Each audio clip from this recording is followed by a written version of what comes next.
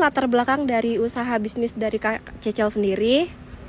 Oke, kalau untuk latar belakang itu ya karena kebutuhan ya yang pastinya, dan ini juga karena kan kita kan anak perantau, kakak saya dan kakak saya itu anak perantau, jadi sebisa mungkin saya itu memenuhi kebutuhan tanpa harus meminta uang lebih kepada orang tua, itu aja sih.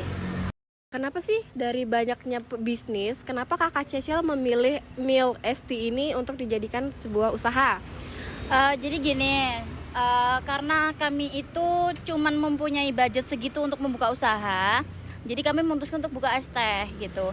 Karena selain resikonya yang kecil, itu juga pasarannya sudah luas gitu. Jadi dengan modal yang sedikit, kami sudah bisa membuka usaha kecil ini gitu. Oke, baik.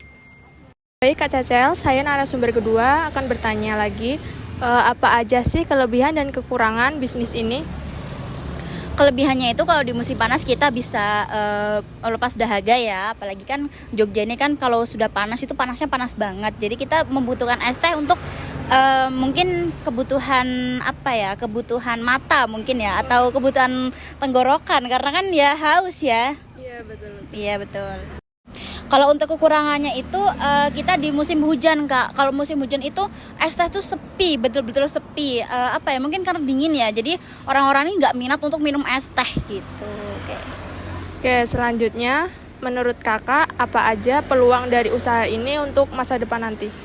Jadi peluangnya itu saya ingin mengembangkan usaha ini itu untuk mahasiswa-mahasiswa yang kebanyakan kupu-kupu. Jadi daripada kupu-kupu mending kerja part time di tempat saya. Insya Allah akan 100 cabang ya. Insya Allah kalau Allah merestui itu akan menjadi 100 cabang dan akan menjadi lowongan untuk mahasiswa yang sering kupu-kupu. Jadi daripada kupu-kupu mending kerja gitu untuk kebutuhan sehari-hari. Jadi kita tidak hanya mengandalkan orang tua ya begitu. Oke, terima kasih untuk Kakak Cecil. Oke, sama-sama. Kak, untuk kesehariannya habis berapa cup sih untuk es teh itu sendiri, dan ada menu apa aja sih Kak selain es teh di sini? Oke, kalau untuk es teh itu kita habis di 50 cup untuk seharinya. Itu kalau misalnya sedang panas dan rame. Kalau misalnya untuk musim hujan itu biasanya 20 cup, biasanya 10 cup gitu. Dan selain ada es teh, kami juga ada berbagai rasa kayak drink beng-beng ataupun teh jus ataupun yang lain-lainnya. Di sini juga tersedia empek-empek dan tekwan, tapi tekwan itu di hari tertentu aja, dan empek-empek itu kalau misalnya kita nggak stok setiap hari, tapi kalau misalnya stok biasanya kita akan ready-in di depan gitu. Dan Kak, saya mau nanya, ini kan misalnya ada kekurangan saat musim hujan kan, pembelian itu sedikit kan. Nah, gimana sih cara Kakak meminimalisir keuntungan untuk hal tersebut? Kalau untuk mengelola ininya saat musim hujan itu kita ini ya agak susah ya. Jadi kita mengandalkan empek-empek juga. Jadi selain es teh kan ya nggak mungkin dong. Misalnya dalam sehari itu kita cuma dapat misalnya 10 cup itu kan cuma 30.000. Kita nggak mungkin bisa mencukupi untuk ke hari berikutnya gitu. Jadi kita memerlukan salah satu menu baru ini yang pempek itu. Jadi dengan bantuan empek-empek kita bisa buka selanjutnya gitu. Oke, baik, terima kasih. Oke. Di sini dengan Mas siapa? Iya, perkenalkan saya dengan Mas Anto. Di sini tentang usaha apa ya Mas? Iya, di sini saya alhamdulillah saat ini ada konveksi tas. Oh iya. Sekarang saya mau mewawancari Masnya. Yang pertama, namanya? The first question I want to know is when did you start this business? Kapan Anda memulai usaha ini? Jadi kami memulai usaha konveksi tas ini di tahun 2011, tepatnya di bulan Oktober. The second, how many employees do you have? Berapa jumlah karyawan di sini? Kalau di sini jumlah karyawan yang ada di konveksi ini ada 7 orang. Tapi kami juga punya karyawan yang ada di rumah. Jadi mereka kerjanya di rumah itu ada sekitar 6 orang. Pertanyaan selanjutnya. What type of clothing do you offer? Jenis produk pakaian apa saja yang ditawarkan? Jadi kalau usaha yang saya geluti untuk saat ini itu bergerak di konveksi tas. Jadi kami meliputi untuk tas seminar, untuk tas sekolah, ataupun juga untuk brand-brand yang ada di Jogja. Pertanyaan selanjutnya. How do you ensure product stock availability? Bagaimana cara Anda memastikan ketersediaan stok produknya? Kalau kami untuk saat ini hanya melayani untuk orderan saja. Jadi kita kerjakan sesuai PO ataupun pre-order. Jadi kami tidak stok gitu. Pertanyaan selanjutnya. What marketing strategies do you employ to reach customers? Bagaimana strategi pemasaran yang Anda lakukan untuk menjangkau pelanggan? Jadi untuk saat ini alhamdulillah untuk konveksi tas yang kami geluti itu sudah jarang untuk iklan ya. Karena kalau dulu itu kita marketingnya lewat kayak marketplace, terus kayak Instagram. Tapi kalau sekarang alhamdulillah sudah ada untuk langganan, jadi sudah customer sudah kesini sendiri. Selanjutnya. What promotional media do you use? Bagaimana promosi apa saja yang Anda gunakan seperti media sosial, pameran, atau toko fisik? Jadi kami lewat marketplace, terus kita juga lewat via WA, terus juga lewat Instagram. Dulu juga kita sering ikut pameran-pameran untuk kayak UMKM. Pertanyaan selanjutnya. What is your average monthly turnover or profit? Berapa rata-rata omset atau keuntungan yang didapat dalam 1 bulan? Jadi kalau dalam 1 bulan omset kami bersih itu sekitar 5-8 juta. Selanjutnya. How do you manage your business finance, including income and expenses?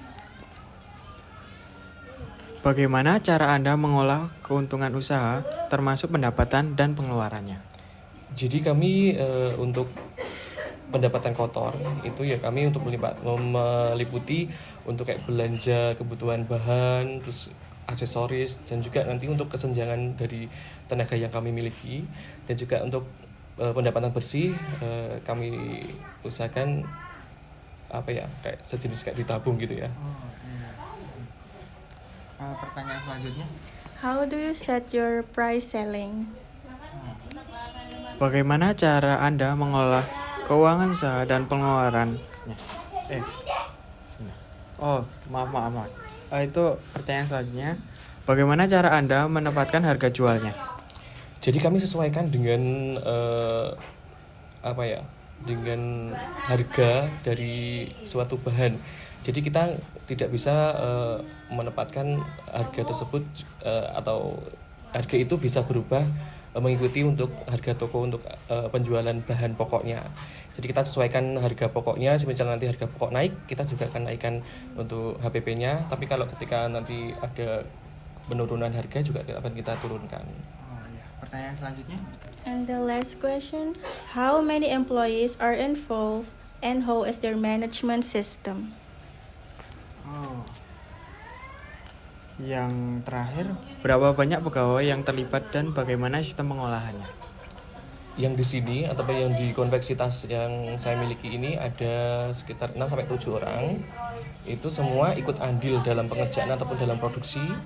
Jadi kita kerjakan step by step untuk produksi tas yang kami miliki atau konveksi tas yang kami miliki itu step by step. Jadi dari segi step pertama sampai nanti finishing untuk jadi tas itu kami kerjakan secara kerjasama. Sebelumnya terima kasih banyak Mas atas wawancaranya ini, dan semoga usahanya tambah lancar, tambah sukses, dan keuntungannya tambah baik. Terima kasih ya Mas. Selamat siang Pak, terima kasih udah mau luangin waktu. Saya mau tanya-tanya dikit soal usaha buat tugas kampus. Pertanyaan yang pertama, kapan Bapak memulai usaha ini? Tahun 2014. Berapa jumlah karyawan yang di sini? Sekitar 7. Jenis produk pakaian apa saja yang ditawarkan? Produk spesialisnya pakaian senam fitness, tapi kita juga bisa pakaian olahraga, jersey, jaket-jaket juga. Semua produk bisa. Tapi spesialisnya pakaian senam fitness. Selanjutnya, bagaimana cara Bapak memastikan ketersediaan stok produk? Ya kita ada stok-stokan. Ada admin yang ngurusin stok. Berikutnya, bagaimana strategi pemasaran yang Bapak lakukan untuk menjangkau pelanggan? Melalui medsos offline dan online. Jadi kita ada medsosnya melalui Instagram, TikTok, terus marketplace, itu ada di Shopee, Tokopedia. Media promosi apa saja yang Bapak gunakan? TikTok gitu ya, Iya. untuk promosinya.